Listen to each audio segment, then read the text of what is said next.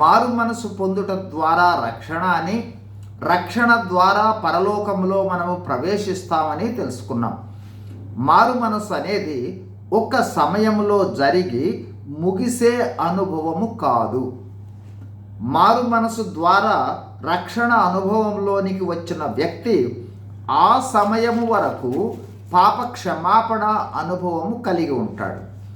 క్రైస్తవ జీవితము ప్రారంభమైన తరువాత మరలా దినదినము పాపములో పడిపోయే ప్రమాదము ఉంటుంది. అంతేకాక గతములో గుర్తించని మనలోని అనేక పాపాలను, అనేక తప్పిపోతూ ఉన్న విషయాలను మనల్లో ఉన్న పరిశుద్ధాత్మ గుర్తు చేస్తాడు. వాక్యము చదువుట ద్వారా తెలుసుకుంటాం. అందుచేత మరలా మారు మనసు పొంది క్షమాపణలోనికి వెళ్ళి సరిచేసుకోవాల్సి ఉంటుంది.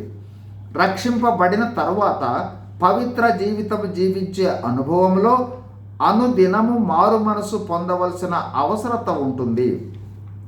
మారు మనస్సు క్రైస్తవ జీవితంలో నిరంతర అనుభవం. ఎందుకంటే ఒకటి, మారు మనసు అనుభవము ఒకసారి మాత్రమే జరిగి ఆగేది కాదు, నిరంతరము సరిచేసుకోవాల్సి ఉంటుంది. కావున క్రైస్తవ జీవితంలో నిరంతరము కొనసాగే ప్రక్రియ. 2, క్రైస్తవులు తమ రోజువారీ ప్రయాణములో దినదినము లోపాలను గుర్తించి పశ్చాత్తాపపడి సరిచేసుకోవాల్సి ఉంటుంది.